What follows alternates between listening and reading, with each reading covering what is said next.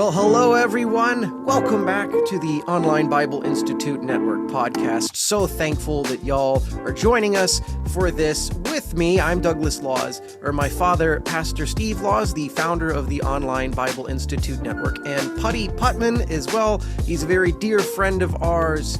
I feel like I've known Putty for many years. Back in 2019, we started taking the School of Kingdom Ministry classes, and those were just amazing courses. And today we're hoping to talk about Putty's newest project, and I will kind of let him tell you all about that and how we plan on using it here with our Bible Institute, hopefully in the very near future. And we'll probably talk about the Bible. That's going to happen with these two guys in the Zoom room. But before we jump into the big stuff, man, how was y'all's week this week?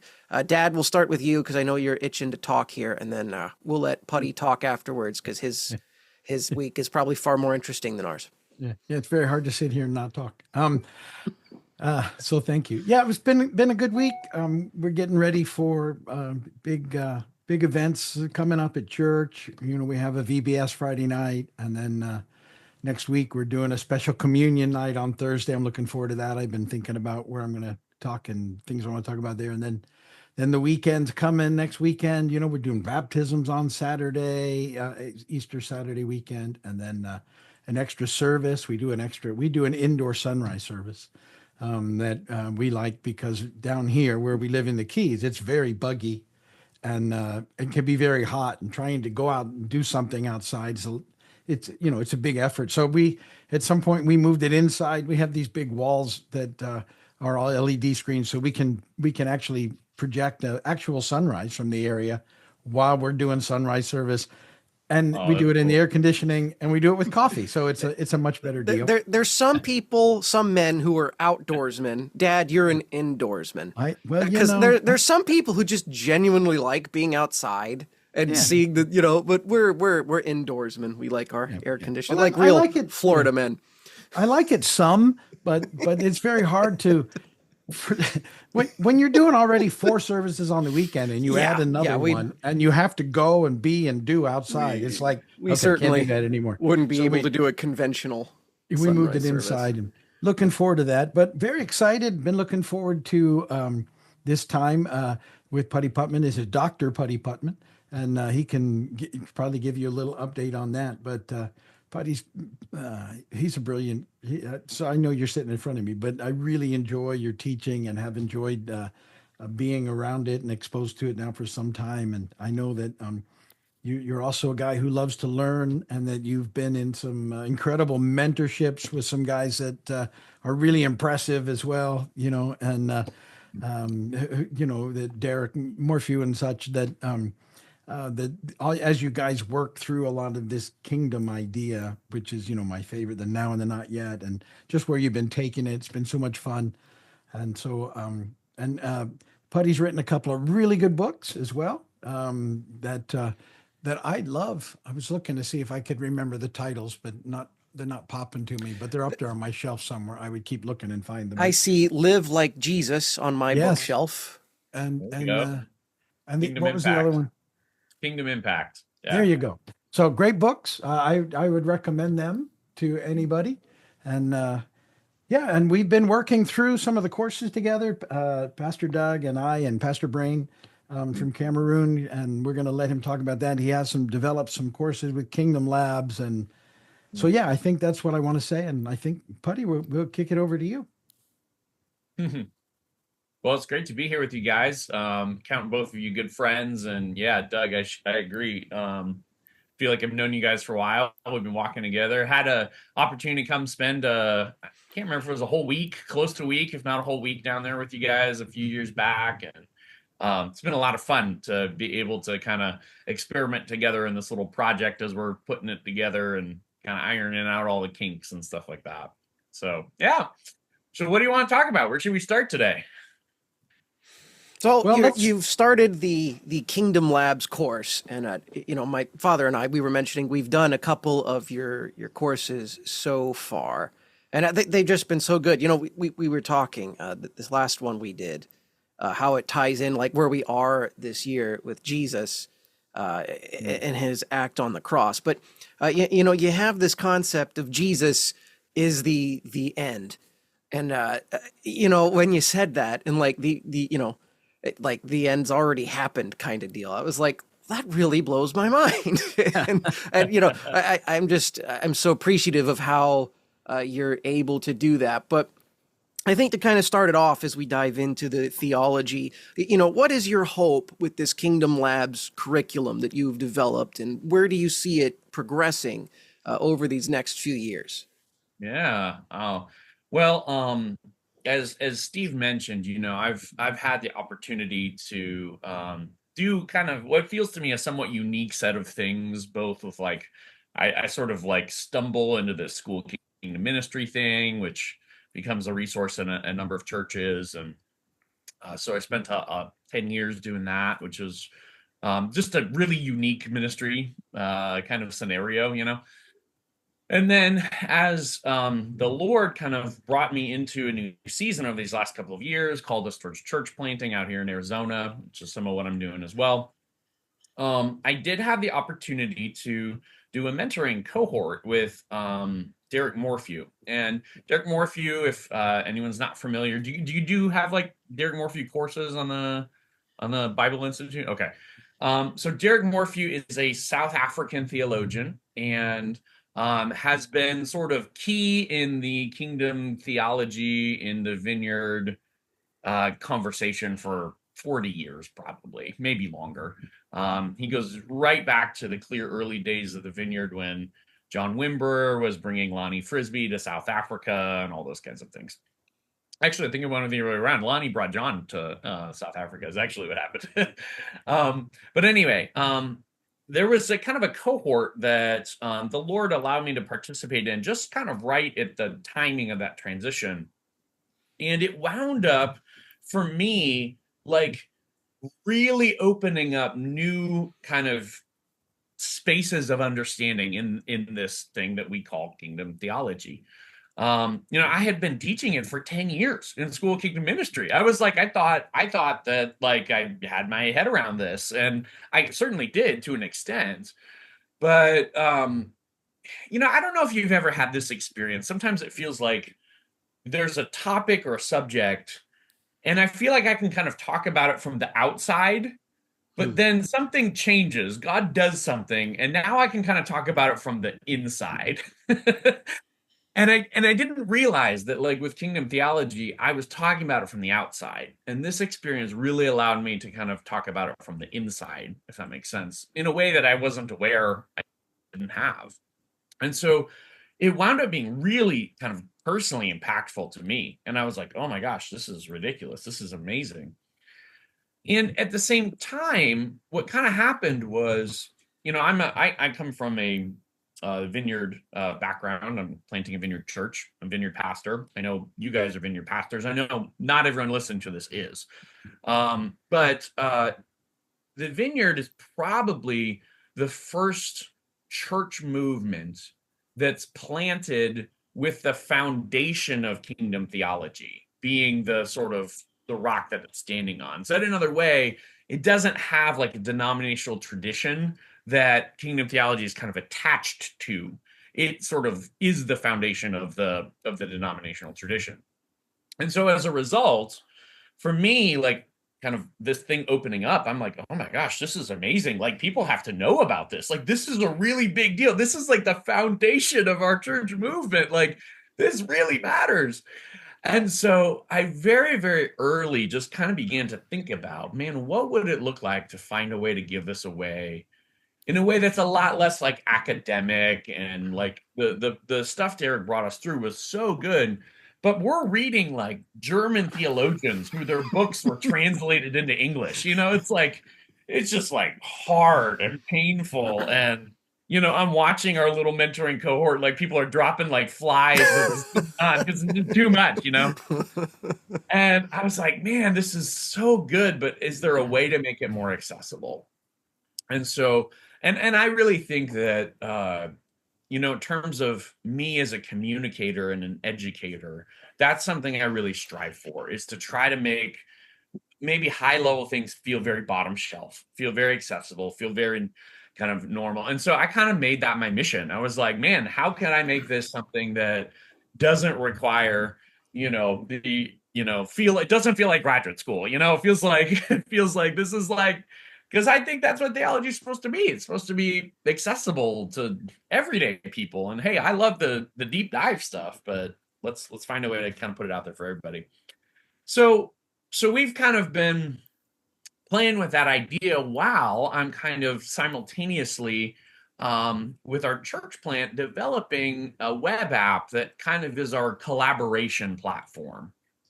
And the two of those kind of really started kind of coming together. It was like, wait a minute, we can use this collaboration platform as a sort of resourcing tool for these courses. And if we do that, then we may have the potential to be able to reach all kinds of different places. Like, who knows what happens when you begin to kind of create these materials and then put them in people's hands and say, hey, you could take this anywhere you want to. You want to do this with your friends? You want to do this with your neighbors? You want to do it with your own church staff? Let's kind of figure that out.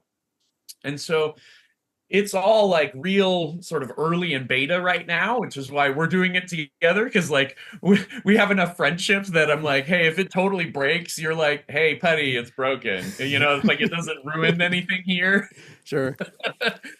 And so, we've been kind of doing that, but the dream is, as we work the kinks out, to be able to really kind of open the gates on this and allow it to really be a resource that people take wherever they believe it matters, wherever it needs to go. Like, man, I've got this and I need to share this with whoever. Okay, great. Like, you can do it because you've got the resources. So that's the dream. And right now, as you guys are aware, there's sort of a theological foundation that we're laying. And you've really seen that in these courses.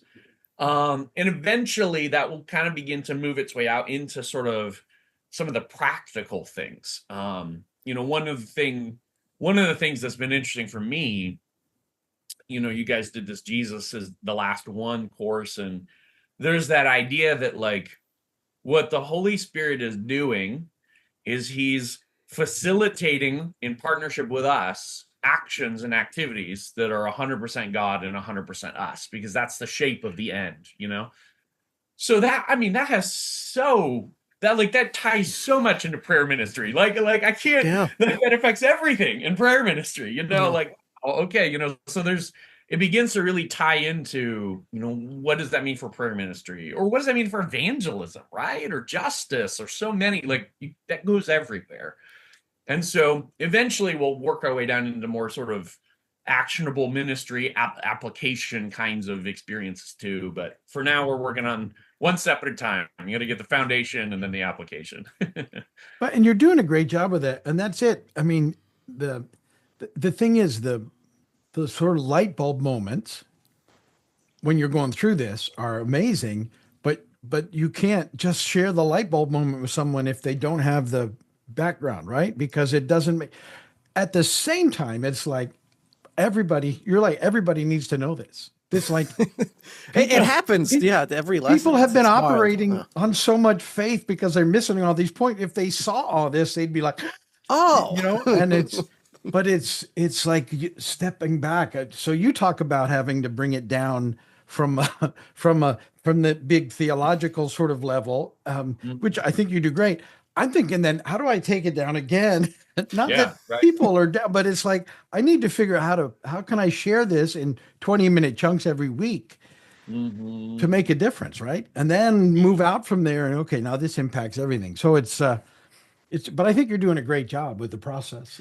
You're so good at just taking these, like you were saying, high level concepts and just bringing them down to where guys like me can understand. So I'm just so thankful. Putty, I remember hearing you at a conference years ago, and you were saying how you grew up and you started out as a physicist, and then you went into ministry. And I've always found that to be very impressive, just that your calling was that important. So, and but God was able to use that, how you're able to take these big concepts and just, again, bring them down and just so accessible. And, just the light bulb moments have just been great.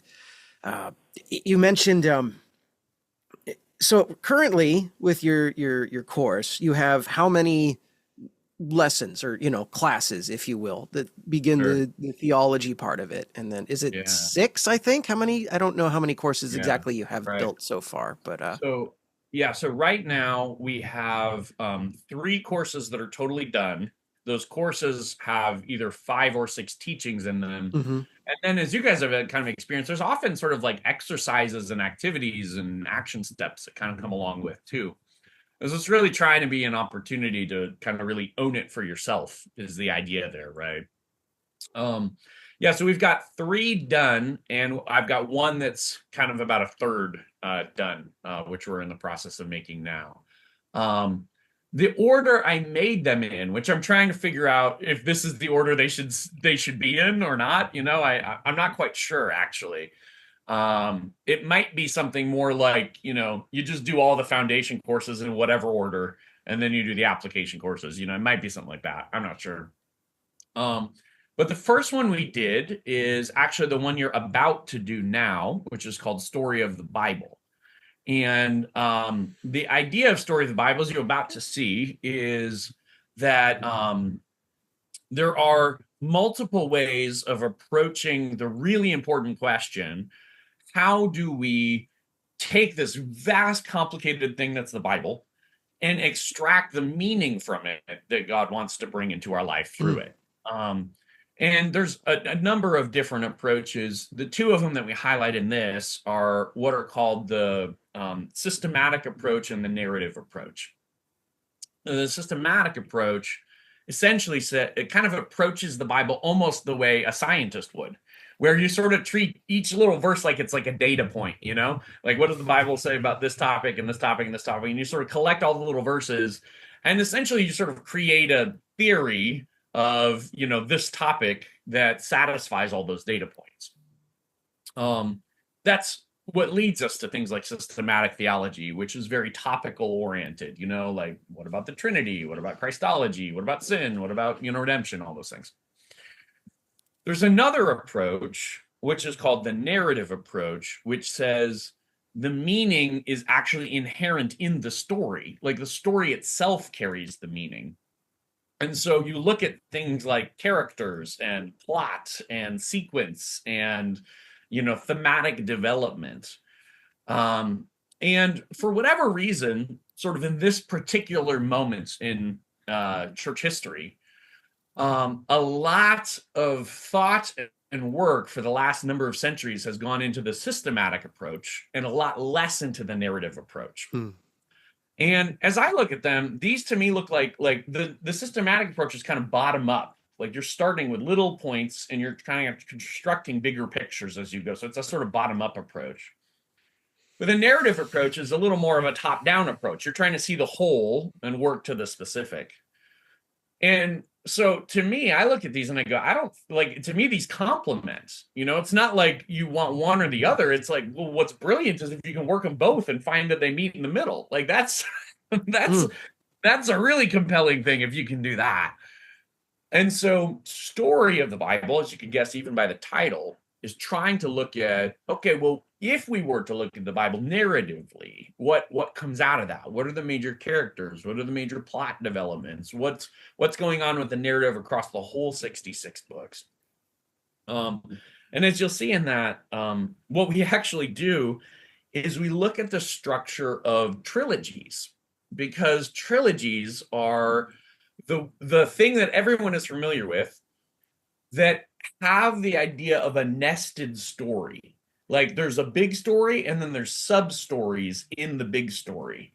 And it turns out kind of nesting stories like that actually imposes some limits on the structure of how the stories can work. You can't just pick any 3 stories and have them fit in a big story. And the Bible is really a whole lot of nested stories, right? There's a 66 book story of the Bible, and then each book in and of itself often is its own story, and then inside those there's stories, right? And so we kind of take that analysis and we go, what happens when you begin to do this with the Bible? And fascinating things come out of it. I'm really looking forward to seeing what you guys think about all that as well. I think it'll be rich. And so anyway, that's Story of the Bible. Then we have another one called the Kingdom Frame, which is really the first one you guys did. Yep. And the whole point of the Kingdom Frame is like, maybe I'm just like preaching to myself, but when I first came into the vineyard, like I had never heard of kingdom theology. I had spent like 20 plus years in the Baptist church, and I was like involved. I was in, I was doing it. I went to a Baptist, undergrad. Like I was here for it. And so to me, this idea that like, whoa, there are really significant things happening right now in kingdom theology. We need to pay attention to them. Always prompted a question. I was like, well, why should we listen to that? Like, why are we throwing out hundreds of years of like this sort of established church way of understanding these things? And throwing out's not the right way to say it. We're not throwing anything out, but why are we sort of taking another look at things that have been pretty well sort of landed for a long time? Like, I think you need a really good answer for that. And I never got one until this cohort thing with Derek. And then I was like, whoa, this is actually really, really interesting. And so it's fascinating. It's less a theology course, right? And it's kind of more a tour of everything from like semantic meaning to archaeology to geopolitics. Yeah, it covered all of those things that you just said. It does. It needed to be there to set some things up, though. I mean, it's like, where do you have to find a decent starting point to set everything up. Yeah. And then by the time you put it all together at the end, like, I don't know about you guys, but to me, I'm just like, oh my gosh, Jesus, thank you for letting me be alive right now. Like, this is incredible what you've done in the time I get to experience these things. And so it's really wrestling with this sort of like, why do we, like, where does kingdom theology come from? Like, why should we take it serious? And then Jesus, the last one, which is one I think you guys are kind of just wrapping up or just finished. To me, that also is wrestling with a question I wrestled with, which was, why do we call this thing inaugurated eschatology? Like, that's kind of the theological term for it. And when we started the cohort, that was actually the one question I asked Derek. I said, the one thing I don't understand is like, why is this eschatology? Like, we could do the whole thing with like, God just does stuff, like, and the already not yet is that like, not everything that could happen happens, like, how does any of that have to do with the end? Like, I don't understand the eschatology part. And so this journey is really looking at that and trying to wrestle with the fact that like, Jesus is inseparable from eschatology. You can't pull him apart because like he in and of himself, as you mentioned, Doug, he is the end. So everything he does is the end. Like he can't not be it. And if that's true, well then, yeah, this is definitely an eschatological conversation. And then so we, as you saw, we kind of explore what does that mean for Christology even, which is really fascinating intersection to me. I was like, wow, this is just so interesting. I never thought these two fields would come together. They just feel so separate until you take a journey like that. So those are the ones we've got done. The one we're working on right now is called the Kingdom Mystery. And it's talking about some of the stuff you nodded at, Steve, which is this idea of like the already and the not yet, and how does that work and what's going on there. Again, for me, there were layers of understanding that opened there. And I don't know that I would have said it this way, but sort of what I realized I thought now is I saw the kingdom as a sort of partially completed action. Like the kingdom it's 42% here, and it's 58% not here yet, or something like that. Because partially completed actions are the thing I'm used to, like I've already eaten half my breakfast and I've not yet eaten the other half, like that makes a lot of sense. But what's going on there is a little deeper than that. It's a little richer than that. And it does still have the implications of like the kingdom is both here, but not everything we want is here. But there's kind of deeper things going on with that. It's a God and paradox conversation, like the Trinity is, or like the sort of dual nature of God and man. It lives in that space, not in a partially completed action space. And so that's kind of what that one's gonna unpack Now I'm looking forward to that one too. It's one of the points that you made that hit me. It's like everything changes when we just put Jesus back at the center of it. So, I think a lot of times when we think of end times, whose end times do we think of? We think of like our end times. And what does this mean for me? And then we're kind of putting ourselves in the center of it. When we change it to where Jesus is it, because he is the end, completely changes your perspective and the things that we do to be a part of that instead. So that was a point you made to me that just, oh, well, Jesus, it's all about him. But my job is to just kind of be with him, and to work towards pointing that. people at him. The other thing I found fascinating in you talk about how cool is it to be alive at this point in time. Yeah.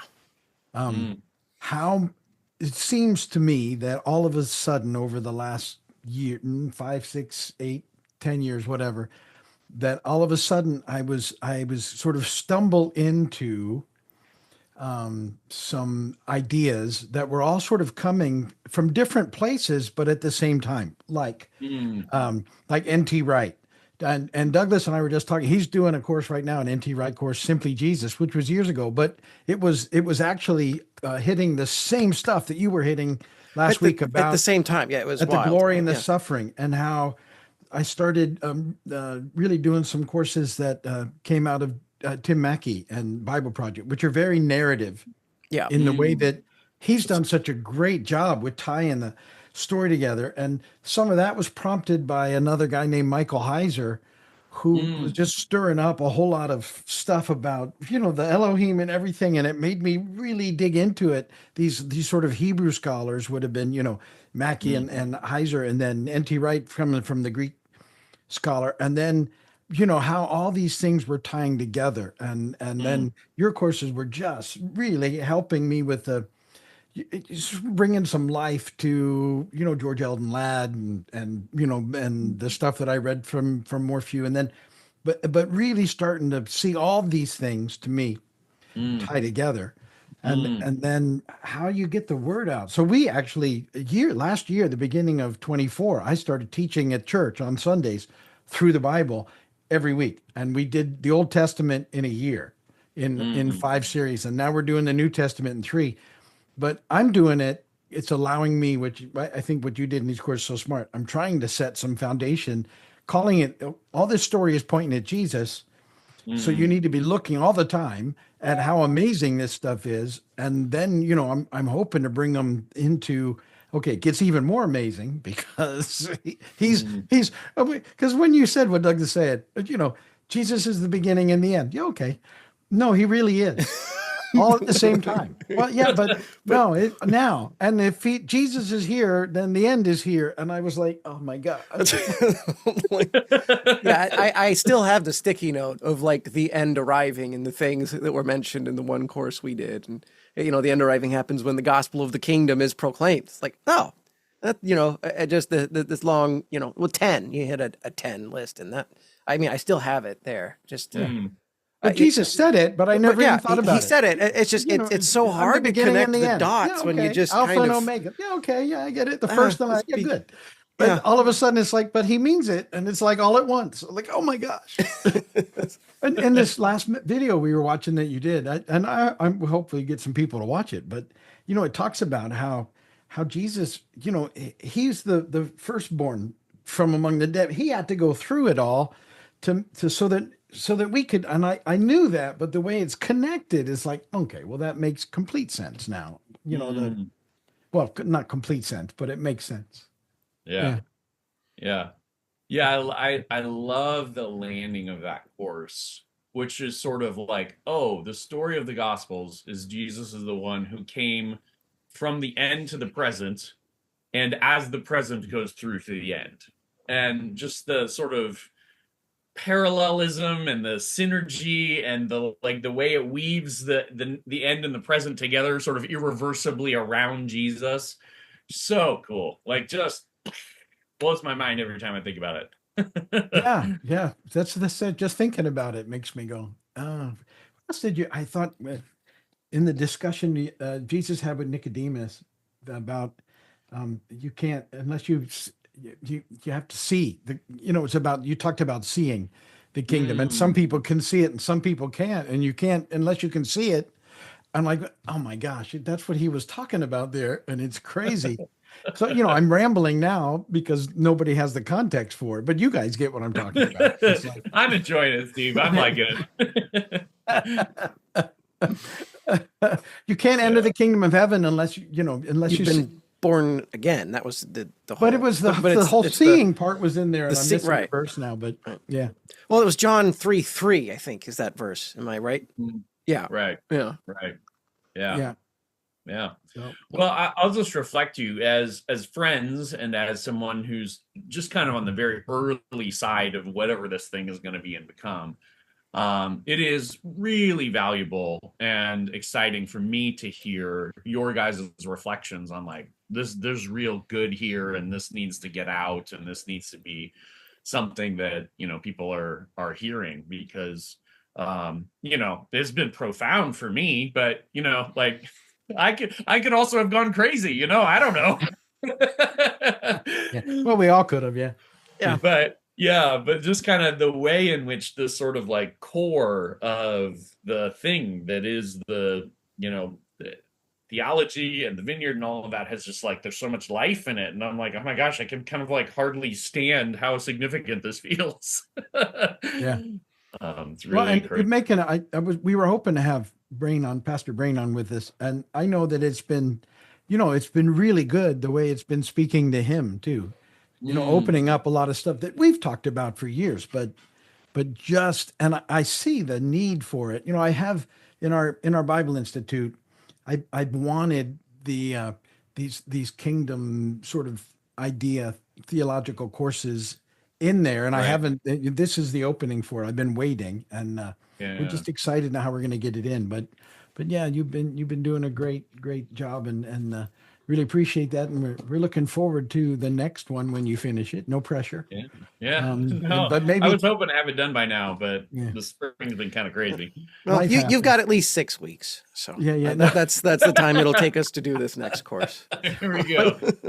But my thinking would be maybe when it is done and we take it, we'd love for you to come back and we can chat some more, and because we could sit here and nerd out all day, but at some point we got to pull the plug on.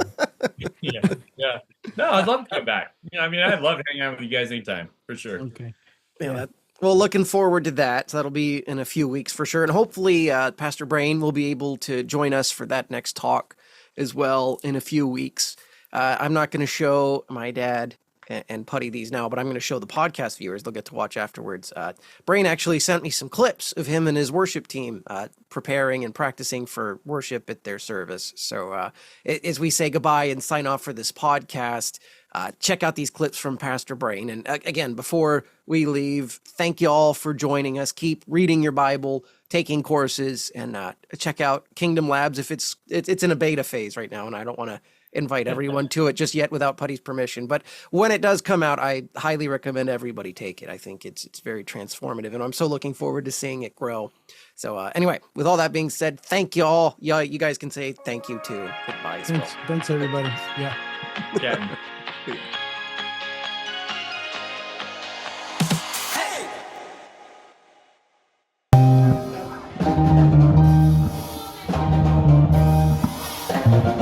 Hey!